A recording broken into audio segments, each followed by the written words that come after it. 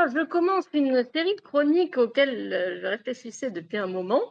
Je vais parler de bibliothécaires. Les bibliothécaires sont généralement des gens méconnus parce que c'est un travail humble. Je vais commencer par une brève présentation de quelques grandes figures du monde des bibliothèques.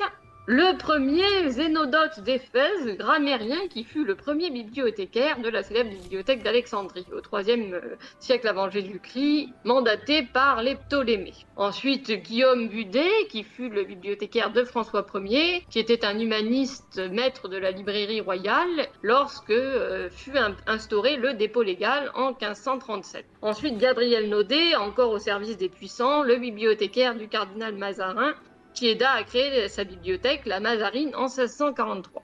Melville Dewey, qui est connu pour avoir développé la classification décimale Dewey en 1876, qui est une des plus usitées à l'heure actuelle dans le monde des bibliothèques. Voilà. Et puis, on citera aussi l'écrivain Jorge Luis Borges, qui fut le directeur de la Bibliothèque nationale d'Argentine, qui est très connu pour ses nouvelles ésotériques, notamment une nouvelle sur une bibliothèque infinie aux dimensions de l'univers qu'on appelle la bibliothèque de Babel et qui est parue en 1941. Voilà. Alors, qu'est-ce qui ne va pas dans la liste que je viens de citer, à votre avis? Il n'y a que des bibliothécaires européens. Ah, Non, Borges, c'est l'Argentine. Donc, ce qui ne va pas, en fait, c'est qu'il n'y a pratiquement que des hommes. Et oui, parce que non seulement les bibliothécaires sont des gens méconnus, mais les principales figures connues sont comme souvent masculines. Donc, j'ai décidé d'inaugurer une série sur les femmes bibliothécaires. On va commencer par le Moyen-Âge. Alors là, il y en a très peu, donc j'ai dû faire beaucoup de recherches. Et je suis tombée sur une grande figure féminine du monde des bibliothèques grâce au livre, à la bande dessinée La Bibliomule de Cordoue, dont Mika bah oui, du coup, oui, forcément. avait parlé. Il s'agit de la copiste Lubna, donc qui a réellement existé et dont je vais vous présenter l'existence. Alors Lubna, la copiste de Cordoue, est une intellectuelle espagnole de la seconde moitié du Xe siècle après Jésus-Christ. On sait très peu de choses de ses origines.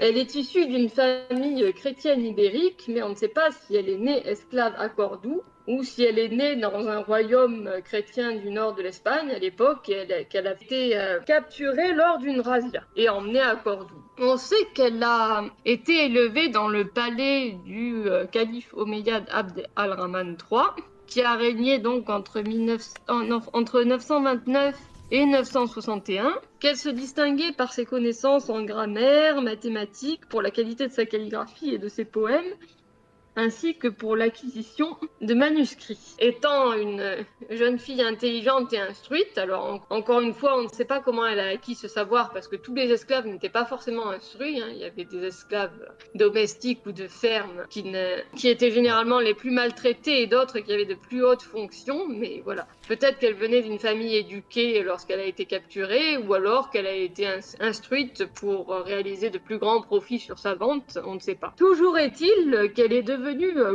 une des copistes du palais et la secrétaire particulière du calife Al-Hakam II, donc le fils d'Abd al-Rahman, qui lui a régné de 961 à 976. Après, on ne sait pas si elle a été affranchie ou non, parce que ça arrivait souvent aux esclaves qui occupaient les plus hautes fonctions, mais on ne sait pas si elle a été mariée ou non et si elle a été mère de famille. On sait qu'elle a travaillé avec une autre copiste dont le nom nous est venu, qui s'appelait Fatima, avec qui elle est parfois confondue. Et avec Tari, le directeur de la bibliothèque de Cordoue, qui apparaît donc aussi dans la BD La Bibliomule de Cordoue. Voilà, elle a peut-être aussi participé à la création de la bibliothèque de la ville palatiale de Madinat al-Zahra, où vivait la cour, qui se trouve dans la région de Cordoue, à une dizaine de kilomètres de Cordoue, mais on n'en est pas sûr non plus. On sait bien sûr qu'une grande partie de la bibliothèque de Cordoue, mais nos auditeurs ne le savent peut-être pas, mais dans ce cas, je vous renvoie à la chronique de Michael qui explique un peu tout ça. Très bonne chronique. En 976, lorsque le calife Al-Hakam II est mort, il ne laissait derrière lui qu'un unique héritier de 11 ans. C'est donc un de ses vizirs Amir qui a pris le pouvoir. Il s'est plus tard fait appeler Almanzor le Victorieux parce qu'il a remporté pas mal de conquêtes. Et pour s'assurer l'appui des religieux radicaux, il a fait brûler une grande partie de la bibliothèque. Donc cet audace a eu lieu à une date incertaine, en 976 ou 79, on ne sait pas. Bon, on suppose que Lubna a été très affectée par ce lieu où elle avait vécu et travaillé toute sa vie, mais on ne sait pas exactement ce qu'elle est devenue après. Elle serait morte en 984 ou 986. Ce qui est sûr, c'est que même si elle était un personnage un petit peu célèbre et exceptionnel, puisque l'histoire a retenu son nom, elle n'était pas non plus la seule femme instruite du palais. C'était loin de là. C'était la plupart des concubines et épouses des califes étaient très instruites, ainsi que il y avait à l'époque 170 femmes copistes qui travaillaient au palais à diverses fonctions. Donc Lubna et Fatima n'étaient que deux d'entre elles en fait, dont l'histoire a retenu le nom, mais il y avait véritablement une volonté d'instruire les femmes, même si bon. Ça faisait quand même partie d'une petite élite, c'était pas le cas de tout le monde, mais c'était pas non plus trop marginal. Vous avez des questions ou des objections? Bah non, pas d'objection. Moi, je suis ravi d'apprendre que cette chronique que j'ai faite, en fait, c'est vrai. On peut vraiment retrouver la petite histoire dans la grande histoire dans cette BD, et c'est ça que je trouve chouette. Ah oui, il y a beaucoup, de toute façon, il y a beaucoup de choses dans la BD, de points historiques qui sont exacts dans la BD, ou même qui sont romancés de manière amusante. Je ne vais pas tous les citer là. Je vais vous citer aussi un autre roman que je viens de lire qui s'appelle Lubna, la copiste de Cordoue, d'Olivier Godefroy, qui a été publié en 2019. Voilà, donc si ça vous intéresse, ça raconte la vie de Lubna de manière très romancée, mais ça contient beaucoup de matière historique sur donc l'histoire des femmes en Andalousie. Pour en revenir à la situation générale des femmes copistes et bibliothécaires en Europe, il y en avait aussi, pas qu'en Andalousie justement. Ouais. Les nobles, comme les moines, sont copistes.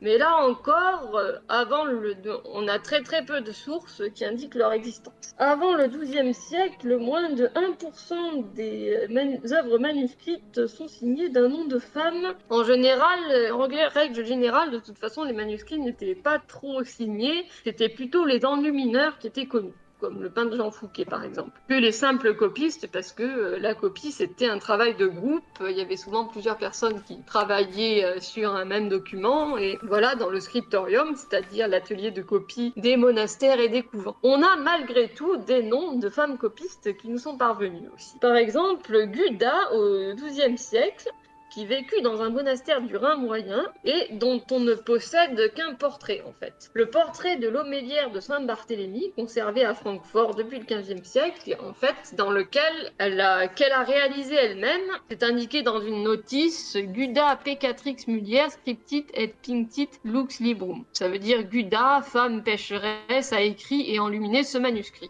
Et elle a mis une petite image qui représente une nonne. Alors c'est sans doute pas un portrait fidèle à la réalité, c'est plutôt une image assez stéréotypée de religieuse, mais ça montre au moins une volonté de laisser sa place, sa marque sur ce manuscrit qui est magnifiquement réalisé et enluminé. Alors, on a d'autres ressources, cette fois-ci moins archéologiques. Par exemple, à Dalheim, une ville proche de Mayence, on a retrouvé un cimetière à la fois qui contenait à la fois les restes de villageois et de religieux. Une archéologue, Christina Wariner, a publié une étude en janvier 2019 sur le squelette d'une femme décédée vers 1100 après Jésus-Christ, dont on a déduit qu'elle était une enlumineuse. Alors, vous ne me demandez pas quel indice a pu mettre les archéologues sur la voie. Eh ben, j'imagine que tu vas nous le dire. C'est l'étude du tartre des dents, en fait. Ah, c'est chouette. assez original, mais on a trouvé, en fait, en examinant son crâne, que ses dents étaient couvertes de petits points bleus, en fait. Ah ouais, des points bleus? Oui, il se trouve qu'après analyse, ces points bleus étaient des fragments de peinture de lapis lazuli, utilisés pour colorier des enluminures. Enfin, peindre des enluminures. Donc on suppose qu'ils sont arrivés là parce qu'elle lissait son pinceau. C'est ça, elle utilise avec la bouche. Ce qui lui a fait ingérer un peu de peinture régulièrement, puisque comme elle en avait pas mal dans toute la bouche, c'était donc une activité répétitive. C'était dans la tombe B78.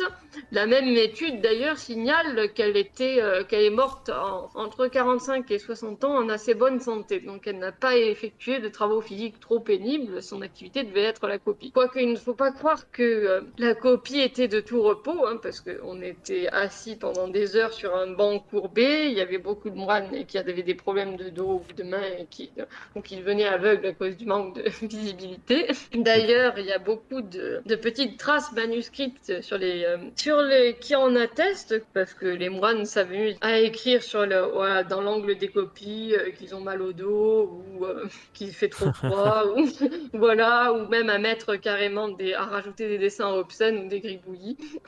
Alors, il ne faut pas du tout croire que les monastères et les couvents étaient des lieux sérieux, en fait, c'est tout l'inverse. Même Bah s'ils non, mais faisaient faut une bien tâche s'amuser un peu, ingrate, ils se lâchaient un petit peu pour la réalisation d'enluminures. Il y a des enluminures, par exemple, un copiste qui n'a pas voulu faciliter la tâche de son prédécesseur parce qu'il avait dessiné un énorme dragon qui barrait une page. Voilà. Et puis j'imagine que ça dépend aussi de l'ordre en question, quoi. Oui, Parce que ça les dépend de bénédictins l'ordre sont en peut-être plus à question. même à rigoler que les cisterciens, par exemple, je pense. Sûrement. Ou alors, je ne sais pas si vous vous rappelez, dans le film des Monty Python, Sacré Graal, lorsque les chevaliers sont agressés par un lapin qui les Ouais, égorge. En fait, ce motif du lapin tueur vient il vient d'une directement des enluminure, non? enluminures médiévales. Oui, il est Parce assez que connu, je crois. on voit régulièrement des lapins qui attaquent des chevaliers, ou parfois ce sont des escargots monstrueux, ou des fois des chevaliers qui se battent en chevauchant des escargots, il y a un petit peu de tout. C'était une manière de les tourner un peu en dérision, ou alors des fois des messages cryptiques, ésotériques. Et toujours Alors à je chaque fois vais griffonné toujours à chaque fois sur toutes Ça les. dépend Enfin, pas parce toutes, qu'il y mais. avait Après, t'en as des jolis réellement aussi. des pages qui sont griffonnées comme des brouillons, quoi, qui font sale, quoi. Et Mhm. d'autres, c'était des enluminures qui étaient très bien réalisées. Mais bon, par exemple, des fois, on voit de jolies enluminures bien réalisées qui ont été censurées parce qu'il y a des détails obscènes, par exemple, qui ont été après effacés par les copistes qui supervisaient le travail. On Ouais, les mais a du coup, il y a découverts quand en même les. grattant. Voilà, C'est ça, il y a quand même les restes du coup derrière. on les a retrouvés en grattant le papier. C'est de Il y l'archéologie a de l'enluminure, quoi, en fait. Ouais, c'est ça. On va dire. C'est oui, les palimpsestes. En plus, des fois, des pages étaient réutilisées pour certains manuscrits aussi. On a retrouvé aussi des indices émouvants sur les manuscrits indiquant la présence de chats. Ah oui, Voilà, avec les parce petites que... patounes dessus, Oui, non? c'est ça. Non, alors, c'est au XVe siècle à Dubrovnik, un manuscrit qui comporte des traces de coussinets trempés dans l'encre, en fait. Donc, le chat a dû marcher sur le livre parce que c'est très visible. Ça fait vraiment de jolies petites pattes. Ça, c'est sympa aussi. Ou toujours dans un manuscrit daté de 1420 à Deventer aux Pays-Bas, il y a une page qui a été laissée blanche. Alors le moine copiste a indiqué en fait qu'il a dû laisser la page blanche parce qu'un chat a uriné sur le manuscrit. Et la page était... Donc il indique, attention, de là à là c'est blanc parce que à cause du chat que je maudis, il le dit très, très Ça, c'est cool. distinctement. Et voilà, donc les chats ont été brûlés souvent par l'Église comme créatures du diable, mais ils étaient indispensables dans les ateliers de copistes pour lutter contre la voracité des rongeurs. Bien Voilà. sûr. Je me suis peut-être un peu éloignée de mon sujet, mais là j'ai essayé Non, mais la digression, c'est bien aussi, hein. de traiter largement parce que, bon, sur les femmes copistes au Moyen-Âge, il n'y a pas énormément d'autres sources. Là, je vous ai donné tout ce que j'ai, mais tout ça, est pour dire qu'en fait, même, il faut se méfier, enfin, il faut voir ce que disent les sources, mais aussi ce qu'elles ne disent pas. C'est-à-dire que la Bien sûr. science, c'est un travail de petites mains et que beaucoup de petites mains n'ont pas laissé de traces dans l'histoire. Comme on le voit, on a par exemple, le squelette de la femme copiste, l'observation du détail qui permet de montrer qu'elle était copiste. On aurait pu la prendre pour une simple nonne. Et Ouais. aussi, la culture populaire a toujours recyclé l'image des moines qui copient, comme par exemple dans le film Le nom de la rose, par exemple, je me souviens, la seule femme qui apparaît est une prostituée, quoi. Ouais. Alors qu'ils auraient pu montrer un couvent avec toutes les femmes copies, ça aurait été réaliste aussi. Bien sûr. Parce qu'il n'y a pas de. Effectivement, il n'y a pas de société sexualisée dans la religion. Enfin, il y a une société sexualisée dans la religion, mais sur ces tâches-là, en fait, tout le monde est capable de le faire à partir du moment où tu sais écrire et, et c'est effectivement cool de savoir que ça a existé. C'est effectivement navrant de se rendre compte que c'est très très peu mis en avant et qu'il y a peu de recherches qui sont faites sur le sujet.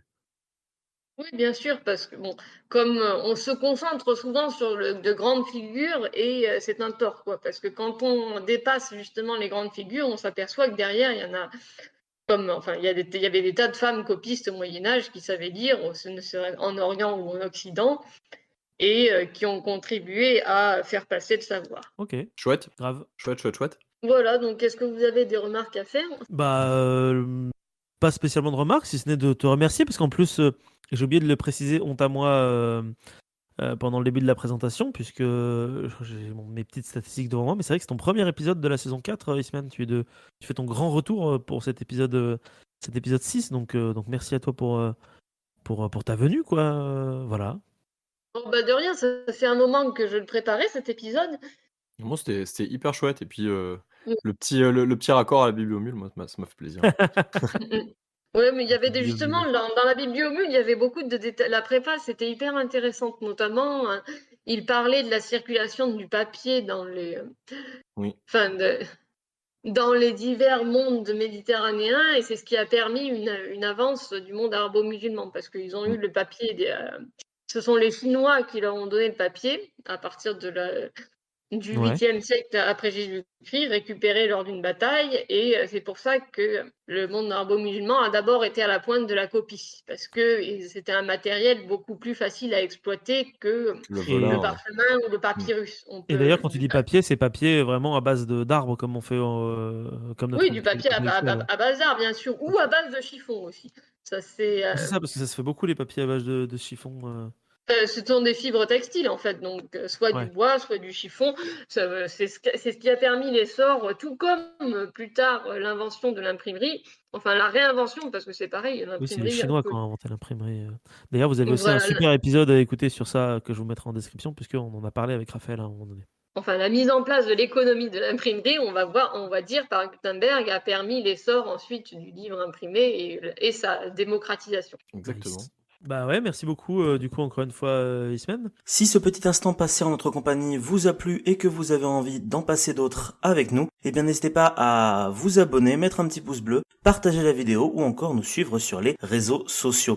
Sachez que vous pouvez aussi écouter cet épisode dans son entièreté et pour cela vous n'avez qu'à vous rendre dans la description de la vidéo. Je vous dis à très bientôt pour à nouveau écouter un petit peu de tout et surtout un petit peu de rien.